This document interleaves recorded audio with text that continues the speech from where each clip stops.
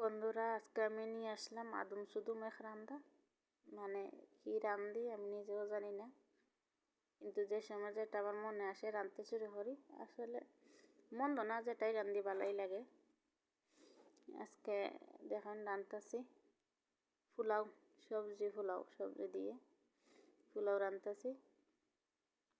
চালটা এখন বাজে করবো হালকা বাটার দিয়ে। বাটার বাগি বা সাধারণ তেল যে কোনোটা ব্যবহার করা যায়। আমি মাঝে মাঝে রাঁধি, তো আমার মেটামে বালা পায়। সবসময় করবো চাই না এমনি রান। তো আদা দিলাম, হালকা রসুন দিলাম, পেঁয়াজ দিব না, পেঁয়াজ ছাড়াই রানবো। এই যে চালটারে সুন্দর করে লাল লাল করে বাজে করে নিব। সবজিটা অবশ্যই বাজে করতে হবে, সবজি আমি বাজে করে দিয়েছি।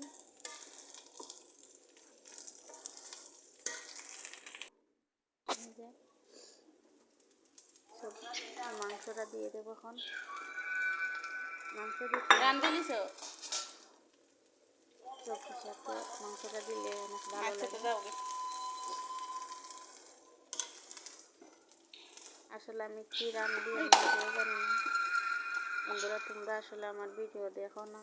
আমার ভিডিওতে অনেক ভিউজ কম আসে বা ফলো কম আসে, তো আমার ভিডিও ফলো করো না। জানি না, না আমারে তোমরা ভালো লাগে না বলতে পারি। কমেন্ট আছে, কমেন্ট সাবস্ক্রাইব হইছে তোমার 30 জন, তুমি হলে তো 24 জন এগুলো না।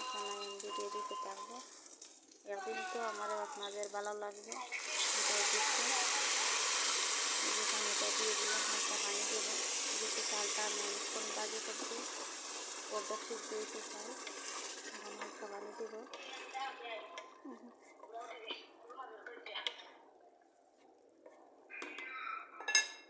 এখন গুঁড়ে দেবো চালটা যাতে আরও একটু সিদ্ধ হয়। এই যে উপর দিয়ে কাঁচামরিচ আর পাকড়া পাতা ছিটিয়ে দেব।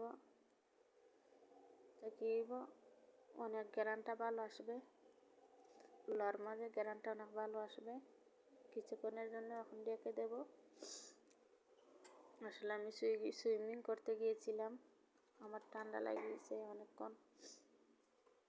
আমি শ্বাস ছাড়তেও পারি না, নিতেও পারি না। কিছু মনে করবেন না। আসসালামু আলাইকুম বন্ধুরা, আদম সুদুম ভিডিও নিয়ে আসলাম, আসলে সবাই দেখবেন।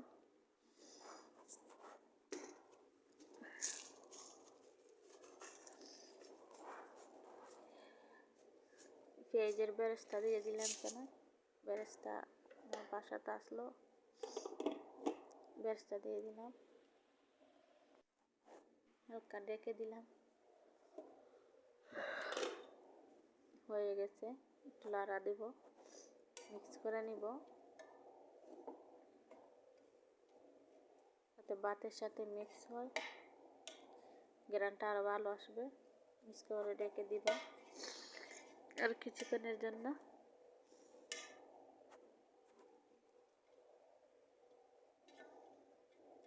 আসলে আমার ভিডিও ভালো হয় না, তাই আপনারা দেখেন না। ইনশাল্লাহ একদিন ভালো হবে, সবাই দেখবে।